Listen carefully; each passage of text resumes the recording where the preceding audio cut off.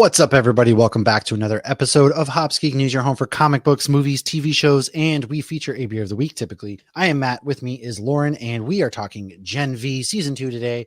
We're going to spoil the life out of it. Typically, we go into, some comics where we're watching, reading, then we dive into some news. However, today, we are just going straight into Gen V, due to the fact that, your boy is going to be getting hopefully some superpowers. Maybe they'll put some, V in my body, but chances are probably not. They're just going to put some silicone ring in my eyeball. So, yay! Your eyes will shoot freaking laser beams. I want freaking laser beams out of my eyeballs, which probably won't be the case. However, the case of what I'm drinking today is called Lights Out by Treehouse Brewing Company. Someone gets their lights taken out at the end of this. It gets pretty brutal and gnarly, and there's some things going on, and I just felt like that was the kind of the aesthetic and the vibe I was going for today's episode. So that's what I got, Lauren. What you got? I have a Forever Dreams Hazy Session IPA, the same one I did for Peacemaker.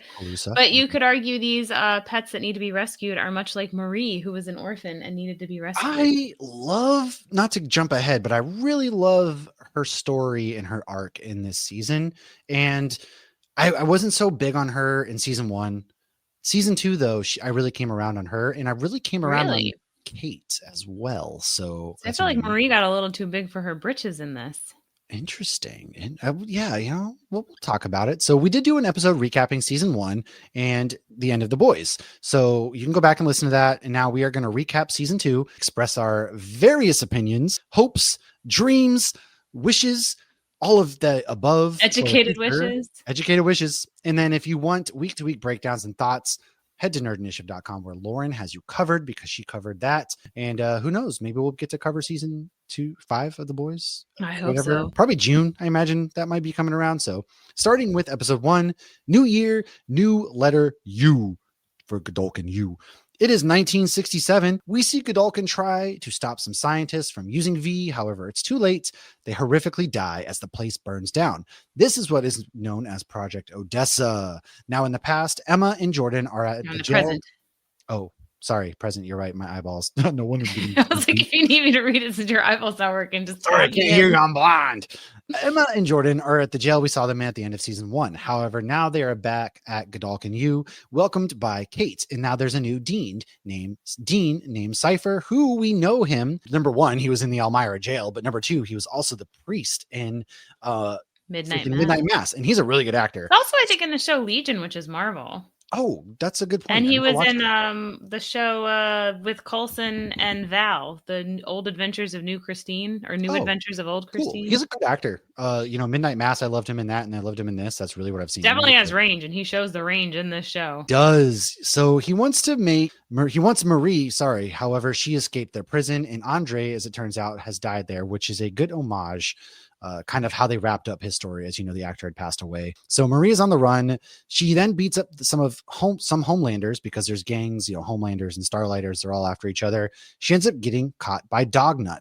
God, this guy is something else. So creepy. However, at this point, Starlight rescues her, tells her to go back to the school to help her out because she thinks that they're starting another Odessa project. We learn that Kate and Sam did not know about Andre. Then Tiny Hula Emma at a frat party takes some guy's phone, and then they catch up with Marie. Kate follows them and ends up getting knocked out and left for dead by Marie, Emma, and Jordan, which... I love that you watched that like way after I did, and you're like, "Oh, Kate's dead," and I'm like, "No, she's not." I know. Anything. I'm behind, and I just recently finished Gen V. I didn't really get into season 1 as much, but season 2, I pretty much dug. And when we left her, last seeing her in The Boys, working with Homelander and them, I was thinking she died, and in my head I'm like, yeah, hell yeah, man, she's bleeding out. Thank God somebody got their justice. Get Frenchie. Nope, she didn't end up dying. Spoiler alert, I guess, but we're spoiling this whole thing. So if you're spoiled, then sorry, but Kate doesn't die, and Kate actually turns around to be one of my favorites from this season. Interesting. Weird. It is. So episode 2, Justice Never Forgets. Marie does a reel explaining, "Hey guys, I'm back at Godolphin U. Influencers, baby, in the wild." We saw one of those at the Disney store. Oh yeah, I can never go to the Disney outlet without seeing somebody live and answering questions, and I think God, some it's so people buy hard to this look stuff. at, especially as two people that have to do some stuff like this sometimes. You really want to see it, go to an Epcot festival the day the festival starts. They're all over the place trying Oh my God. talking, and they're live, and yeah. Um, yeah, You know, look, they get free stuff, I think, I guess. I don't know. I can't, whatever, teach their own. I wish so, I had no no, shame. I don't judge, it's just it's funny to see. And we benefit from all of it. I watch the videos that people Yeah, make. you know, yeah. So, Jordan feels betrayed though because Marie left them. Yeah. Marie apologizes and they do make up. Kate now is in the hospital and Firecracker she's just praying for Kate Oh my because those God, I hate her evil so much. Starladders attacked her. She's So such a good actress. I hate her so much though. Polarity is back too. He's determined to find out what happened to his son Andre. Emma and Polarity team up, which I love their team up. It's so unexpected and so perfect. The Agreed. two of them find a secret room full of Nazi and KKK stuff, which I'm hoping this is a nod to Stormfront. My God, there's just Rising. so much Nazi stuff in life anymore. Oh, that's right, because we literally just we just talked Peacemaker. Episode. I'm tired. Oh yeah. Okay, so just remember, kids, Nazis are bad. Anything Nazi is bad. So Emma accidentally gets high. She takes the wrong pill. And then she gets really excited when they find certain documents explaining the Odessa Project because Marie is the Odessa Project. And then she suddenly accidentally gets giant, which is, they weren't even supposed to be back loved there. that. They weren't. She tricks the guy who was and that Polarity's actor. response was like, yeah. Because she ends up taking too many of her pills, and so that puts her in like a real She's loopy like, I thought it mood. was Xanax and it was going to calm me down. Yeah, and so she ends up getting real loopy, and then she ends up talking to the guy who was guarding it because he has, you know, the memory, and so. And at first, I think she's playing him. I thought so too, but then so yeah, the guy had a show, and she's like, "Oh, I watched your show," and then Polarity, I think, thinks she's playing him, and then I'm like, "No, I think she's really just a fan." She legit watched the show because she knows so much about it. Yeah. And that's so why the guy let him in the back. Yeah. And then it's hilarious because she grows huge and then she has no clothes on. It's like this awkward moment between the two. Still figuring it out. Like when she gets sad, she suddenly shrinks. And when she gets happy, she's right. She doesn't know how to control her powers. She used to have to puke or eat to do that. Right. I love Emma. This is why you have to go somewhere like the School for Gifted Mutants. That's right. Professor Xavier's School for Gifted Mutants. Well, that's what the Godolkin guy was supposed to be. It was supposed to be, yeah. But in the comics, it's Godolkin has his G-men. He's Xavier. Okay. Well, yeah. So the Starlighter that Marie saved is now framed and killed for attacking Kate, which is obviously complete BS. And Kate wakes up at the hospital surrounded by bodies because her power is all sorts of freaky deaky. Yeah, if people basically touch her, she kind of makes them kill themselves, which is pretty crazy and insane.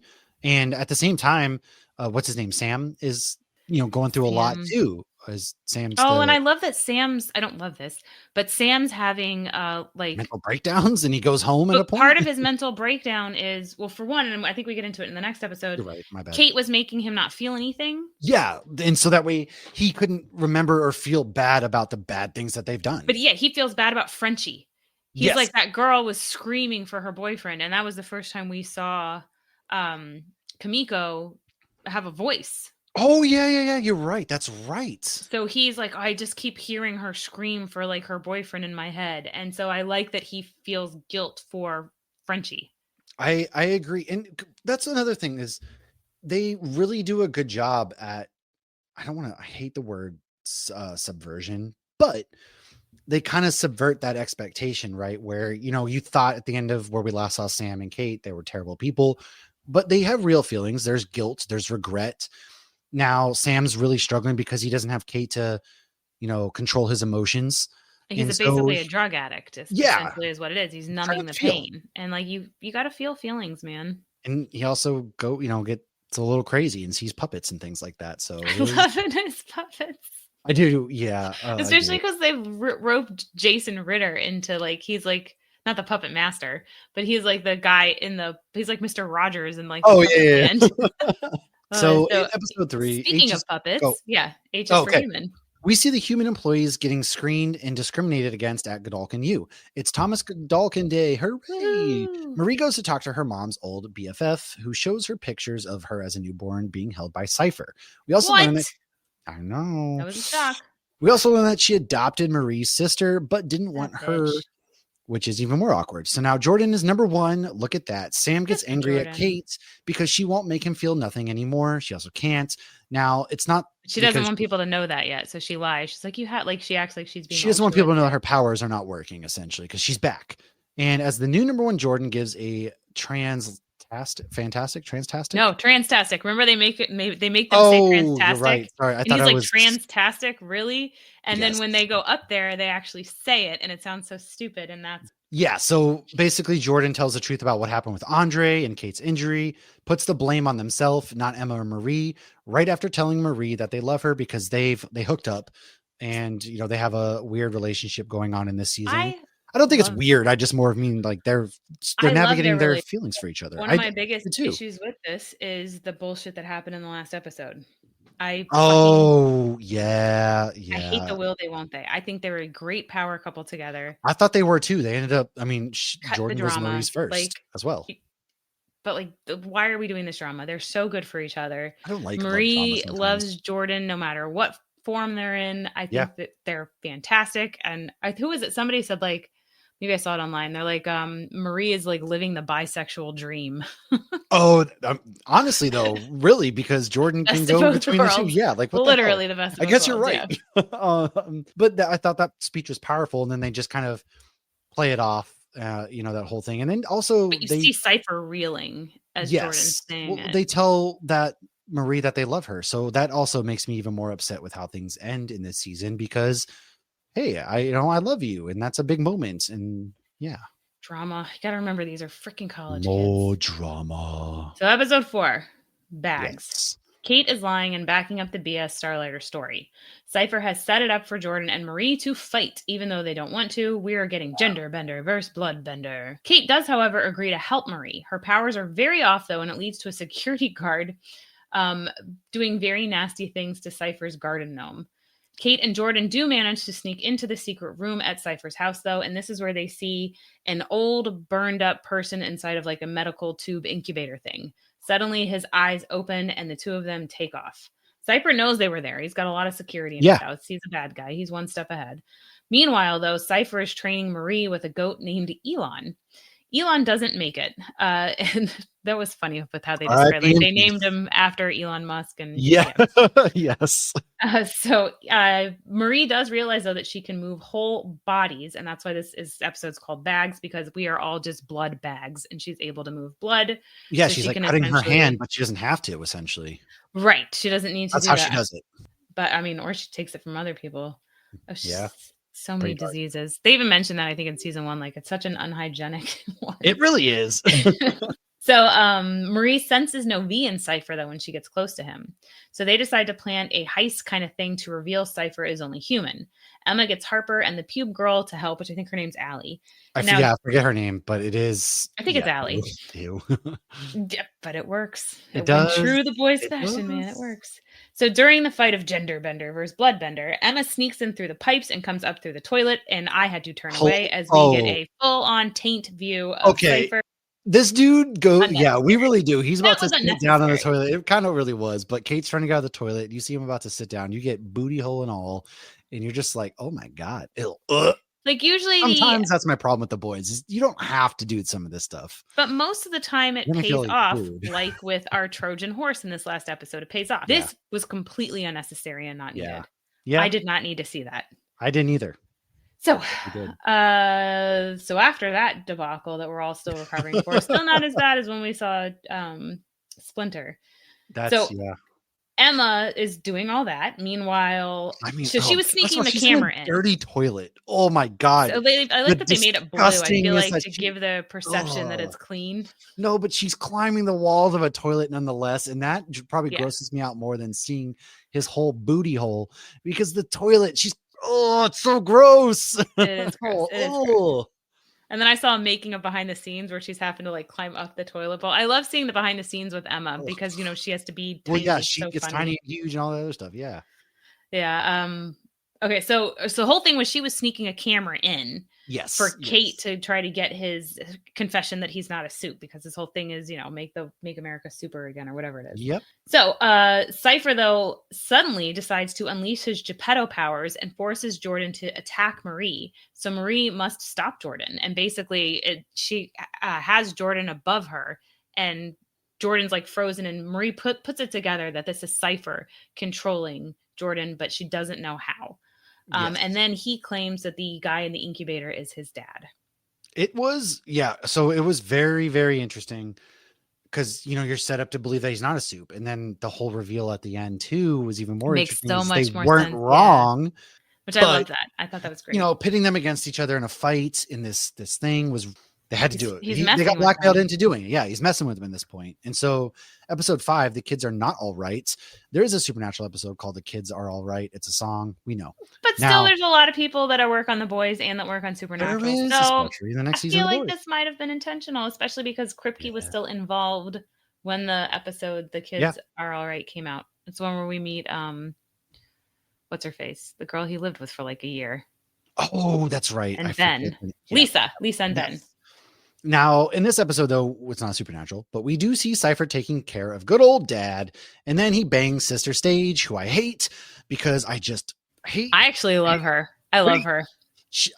She's so good that I hate her. That's why, like, the actress is so good. I actually like her. I like her more than Starlight. Oh, that's a low bar. So at this point, Cypher. They're staring at his dad while they bang, by the way. Cypher has sent Kate to Elmira. Jordan, Emma, and Marie decide that they're going to break Weird Barbie out. Sam doesn't want to help and instead goes to his parents' house and learns that he had mental health issues before all of this. They gave him V, hoping it would help. They do still love him, and Vought had told them he was dead, which is completely messed up. He attacks his dad and also all crazy. I kind of predicted that. Like, nobody else has gotten mental issues from having it other than, like, Homelander feeling like a narcissistic kind of whatever. That's less like, that's just because. But why would you want somebody who has mental health issues to have more power? You give them V to cure them. That's also a thing. So I think on that was kind of a take on the nuclear family and how, the Kennedys lobotomized their kid versus, they hit her away and lobotomized her and all that stuff. It's kind of a take on that is how I took it. Rather than. So you saw like Golden Boy got V and he was doing really well. I think maybe it went more into that. And they were probably lied to. Like, this should help your son. They were probably lied to. They didn't know how else to help him. They felt helpless. And so it's probably one of those coerced things. And then again, families like that who seem to be wealthy white families, especially, they don't want quote unquote stain, as some people would see it as, when we see what it's in Superman Lois, right? They hide old girls, Sarah, her mental issues and everything like that. So it's one of those things. I feel like we see that a lot, but it's coming to more. But yeah, Jordan and Superman Lois had issues. Exactly. Yeah. So Sam doesn't want to help. Instead, like Matt said, he goes to his parents and learns he had mental issues before. So they gave him hope. But the really nice thing is they actually do still genuinely love him. And they seem like good people and good parents. And Vought had actually told them that Sam was dead and he was not dead. So back to the breakout. So it's a trap. They all get captured. Polarity then has a seizure. Cypher tells Marie he wants to work with her. She says no, and then she learns that he actually has her sister Annabeth, who she spent the entire first season looking for and has been looking for this season. They end up killing her sister Annabeth. As they see this while trying to escape, Maria, of course, stops, makes everybody wait, and she brings Annabeth back to life. This was crazy. I didn't think that she would have that ability. Well, she kind of did it in season 1, where they were at the club, and Andre, remember he made that like crystal thing, and like somebody bumped him, and it flew across the room. And that was because that set up that whole season, because then the one guy's name, I can never remember his name, even though he's in everything. He's in Ahsoka and whatnot. So he was like the original Dean. Clancy Brown. Yes. So he used Marie as the scapegoat, and he's like, oh, you're the hero that's making the sacrifice or whatever. And so that kind of set up her whole story for, season 1, because all of a sudden she got this opportunity and then he took it away and then she got it back because Golden Boy killed him. So, yeah. But Jordan also mentions that Cypher is in pain. Yeah. Which, again, is really interesting because the whole thing, the plot thickens, because at this point I didn't even realize what was going on. You probably picked it up before I did that. What really was going on with Cypher? Because I didn't know that he was SpongeBob, Ariana Grande's boo, whose marriage she broke up with. I still haven't seen Wicked. That effing guy. No, I knew that the guy in the incubator was Godolkin. I knew that without a doubt. You can tell it's the same actor by the eyes. But we didn't realize he was being controlled though at that point. Right. Okay. Right. That I makes did sense. not know Cypher was being controlled. I didn't understand why Sure. Marie didn't feel sense V, so I didn't Makes get why he sense. was in pain. That makes sense. I got you. And you're right. I guess there were some allusions to it, but for me, I forgot all about that because I was kind of half in the bag with season one. And so the fact that Marie brought, her sister back, I was like, dang, that was that part, yeah. Yeah, that was a good surprise. Well, and Cypher's teaching her how to more control blood so she can get the blood back in there and get it pumping. But obviously she has powers beyond just blood, or maybe just the blood manipulation can do more than you realize. Because she goes on to cure more people. Wow. She does. So in episode 6, which is cooking lessons, woohoo! Now with Annabeth alive, they're back to breaking out. Excuse me. Annabeth somehow knows where to direct them. Suddenly, Sam bursts through the wall, Kool-Aid Man style. Oh yeah! Oh yeah!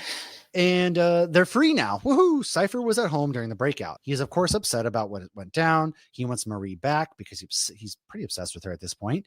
He then hits his dad. Kids hole up at an abandoned library and they get some sweet book shirts. Emma, being incredibly real, says she knows nobody's phone number. I can relate. I'm so bad about, first of all. She's trying to get a hold of Polarity and just like, I don't know anybody's phone number. And just like go online and like find it. Listen, Emma, me too, girl. First of all, my problem is saving phone numbers. And then my other problem is I know my wife's, but I couldn't tell you like Lauren's, for example, and we talk all the time. Like, I don't know. I don't even know what your area code is. Exactly. See, I only know my wife's phone number. So there you go. Now I know Josh's and people who have had the same number since 2000. I've had the same number since I was 18. Oh, me too. There you go. So I've had the same number forever. But I didn't know you then. So that's also very, very true. Now, Annabeth comes clean that she has had visions sometimes. Cypher tells Polarity that Marie can fix his seizures. At the library, the Viking soup shows up and attacks them, but Newman's tentacle daughter and Stan Edgar, which was a pleasant surprise to me because I did not see that coming, show up and save the day. The tentacles inside of his head rips his head clean off. I thought that was gnarly as hell. Stan Edgar and Giancarlo Esposito's smooth, silky smooth voice. I'm getting a phone call. Give me 1 second, please. All right. So so Cypher, that's it. Yes, she saves the day. And she saves the day in a creepy way of like, I just murdered somebody and she's just so proud of herself. So Stan takes them to his safe house, his very fancy safe house. They learn the Odessa Project only made 2 soups that survived, and those 2 soups are Homelander and Marie. Odessa had gotten shut down, but Cypher wants soup supremacy and control of soups, while Edgar just wants to be in charge of Vought again. And he's like, I know how to control soups, but his is more like a manipulative thing, like we saw him with Homelander and the boys and how well he was able to control Homelander and how he was never nervous. And Homelander even commented on, like, your heart's not even raising. So Cypher is very upset he can't find Marie. He does find Polarity, however, and Polarity manages to throw Cypher out a window, and then we see Cypher run away. Then Marie escapes Edgar's in the middle of the night for some stupid righteous hero BS, and Kate decides to follow. On to episode 7, Hell Week. Annabeth wakes up to a nightmare of Marie and wakes everybody else up. Jordan claims to know where they went. Kate wants Marie to heal her, but she still doesn't trust her, rightfully so. Together, they go to Cypher's looking for the dad who they think is Godolkin. Godolkin can save them at all. He's actually not there, but a very weak Polarity is. Marie heals him, to which Annabeth describes her latest vision, and Jordan realizes that she's seeing the training room. Marie can sense Godolkin and can feel him dying. We learn that Annabeth actually saw her parents' death before it happened. Then, as they try to help Marie, she decides to float her friends to stop them, and ultimately, Polarity makes her put them down. Marie and Polarity end up going to Cypher. This is when Polarity attacks Cypher while Marie goes to Godolkin. The kids help Polarity, but then they all become puppets. Marie heals Godolkin and then passes out. We learn Cypher was just a puppet for Godolkin, hence the no V in the no pain. Outside, we then see Godolkin makes the fraternity soup with a lame power, wearing a diaper, kill himself. So yes, that was just pitiful. The like, dude, this kid's already like at his freaking lowest. It's a good bait and switch. So Doug, is Cypher turns out to be Why a is he normal guy named SpongeBob? Doug. Does he voice SpongeBob in something? He was in a SpongeBob musical, and he was playing SpongeBob in the musical, so everybody knows him as that. Oh, like a real musical?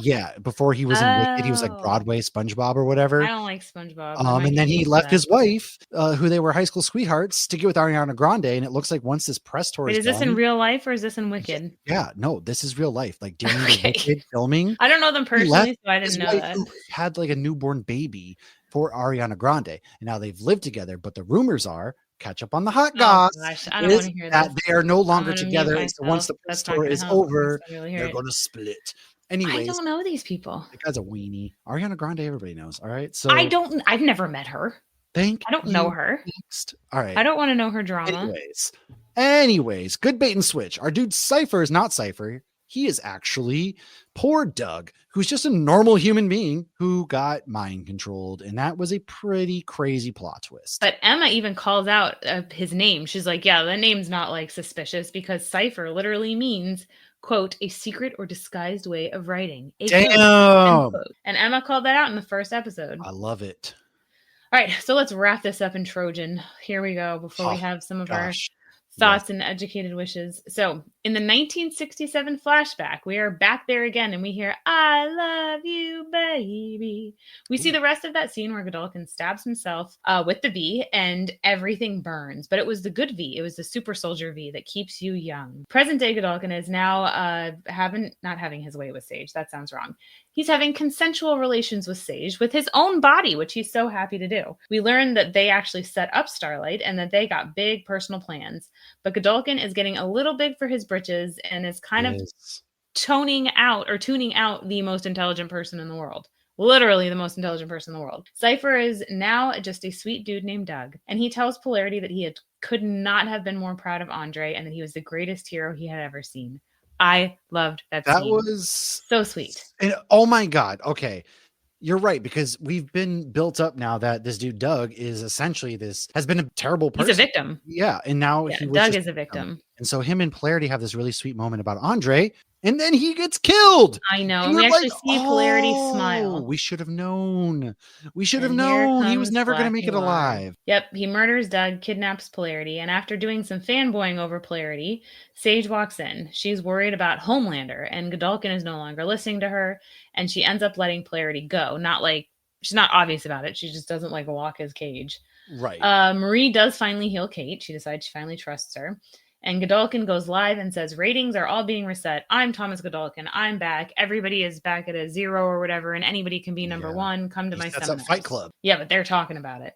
So the kids will be tested. Marie and friends try to go around and warn everybody. Of course, they have no luck. And Rufus, this is when I realized Rufus was named Rufus because he makes people black out like they are on roofies.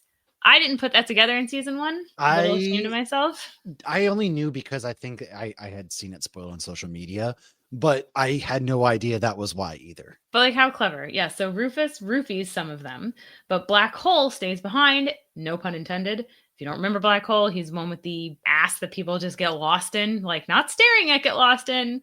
Literally, they literally get lost in that And there was a scene where they go running through something and some whole person is inside of his ass. And I was like, okay, this is going too far. This is unnecessary. Well, this episode, they made it all make sense. Yeah. So Godolkin is determined to kill all the Supes who are weak or have exploited their powers for sex or money, which is why Rufus is there. Because obviously Rufus has a great power, but he is creepy about it. So he's killing them in this seminar. So Marie shows up and they use Black Hole's TARDIS of an ass as a Trojan horse. He smuggles in Jorda, Emma, Harper, Pube Girl, and he smuggles in a lot of people. And then Emma goes giant. They manage to take him down, and Harper actually takes his power for a minute because remember earlier in the season we learned Harper has more than just a weird tail. She can actually do the whole Mystique, which I think is cool. I was very interested to see how if she would be able to do that with somebody like Godolkin, which she's able to. I thought that was cool. Which is really cool. And you see her because she doesn't usually do that. You see her actually be like, oh my God, is it working? She's like, oh my gosh, I'm controlling everybody. So she absorbs the entire power for a minute. And they're like, okay, we only have 50 seconds, whatever, go. So Marie, though, it takes a little bit long. I don't know what she's doing. She really just lets this minute just go by so fast. And before really, we know it, just monologuing, dude. What are you doing? You can't monologue unless you're a villain telling your evil kill them and then monologue. Jesus. So he ends up getting control of Marie. Enter Polarity, who does stop them, which I did kind of like that the grown-up comes in and takes control and also gets revenge for his son. I actually did like that. Emma then pops his head and she says, "For Andre." So again, and it's so funny because like she does that and like she says "For Andre" and Polarity, like she just exploded this guy's head. And like if this was like the world of Spider-Man, they would be like, "Man, you really shouldn't have killed him. We should have taken him to the authorities." Da, da, da, da. But instead, Polarity is like, "Good F job. this. Yes, this is Yeah, for no, and Andre." I was very surprised because I thought because they're setting things up like Godolkin versus Homelander. He's gonna meet all this kind of stuff. And Godolkin didn't then care about Homelander he anymore. didn't. So Godolkin Yeah. didn't. They wanted like Sage was essentially setting up a He's meeting with irritated by them. Homelander. Yeah, and then he's starting this whole genocidal war on weak soups in his mind, which Homelander wouldn't have liked. You know that. I think Homelander actually would have liked that. I think they would have been aligned. Ooh, Because okay, remember that's with interesting. Homelander at the end of season 1 says to Marie, "What kind of animal are you to turn on your own kind?" But how with if Oh, Homelander, good I mean, like, because point. look at I him, don't even know. when I guess A-Train's you're right. legs You're right. were, when he couldn't run because of his If heart, they're he's weak, like, he doesn't view in the same eye. You're yeah, right. look at the You are right Daredevil because guy. when He's like, A Train couldn't run, he's he like, looked at him as weak. "Rest your And then useless effing legs." yes, you are right. They And then he probably made would the have gotten Daredevil that. guy deaf. Yes. Like, Okay, now you you're just are another useless, spot on. what did he call him? I don't Useless remember, but blind guy or something. that's a very good point. And But you can't have two egomaniacal no, they a-holes would have killed together. each other in the long run. Like they would have gone after each other. That Yeah. actually would have been a cool ending to just have them take each other out. It's like in Supernatural when Godzilla and Mothra fight. What do? You get the hell out of the way. But Let them so fight. Godolkin's out of the picture now. So Marie has No. exploded his head, and then Polarity tells the kids, "You guys need to leave now." Jordan, Emma, Marie, Kate, Sam, and It's Annabeth suicide. all head out. Suddenly, Starlight and A-Train show up and invite them to join the resistance. They're Nick taking Fury the kids style. We're down, starting an initiative. and Jordan and Marie break up. Okay. Didn't like that. Nope, I hated Did that not part. like Jordan breaking up. Like, come on. Totally, but I mean, I don't blame Jordan for breaking up with Marie. Like, why did I Marie? think they'll feel end up like, together, though. I do. It's probably one of hate, those. hate the will they won't they. Freaking hate that crap. Me too, Hate it. because there's so much plot and so much story that I feel like in this sense you don't need it. Just get right. We don't need a will. I don't think you need it. Yeah. I'm You all don't. for a power couple. I'm actually, as much as I hate Starlight, I'm glad they're not doing that with Huey and Starlight. I'm glad they're just together and they're good. Agreed. Because I feel like then you just lose. So when you start the will they won't they, truly feel that you lose a good chunk of, storytelling because you're so focused on See, I'm not avoiding them being together. Boring. Well, no, I'm saying like if you focus on that, the storytellers themselves then lose a bit of plot or good other Right. It takes away exposition from and stuff things that like you- that because they're so focused on reasons as to why they can't be together, causing them to have rifts versus no, like legit plot just work through forward your moving crap. things. Yeah, we're come on. Like I don't Marie like leaving this. in the It's middle of the weird. night was obnoxious. She didn't need Agreed. to do that. Completely obnoxious. She's like, "Oh, I'm so powerful now," and they go off and like we've seen Dean do it in Supernatural. You've seen a lot of people do it in They Supernatural. always do it. Yeah. I don't want to endanger other people. I'm going to go out and do this on my own. What are you, a martyr? Like, why are you doing this? You just It's had a so conversation stupid. how Screw y'all that, work dude. better together. Yes.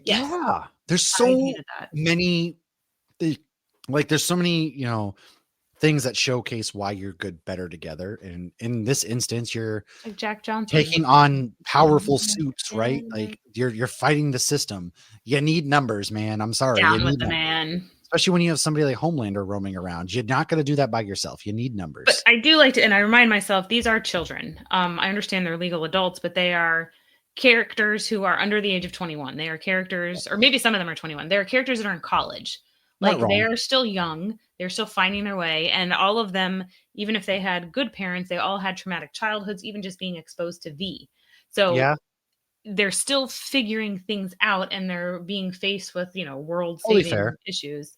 So I will give them that.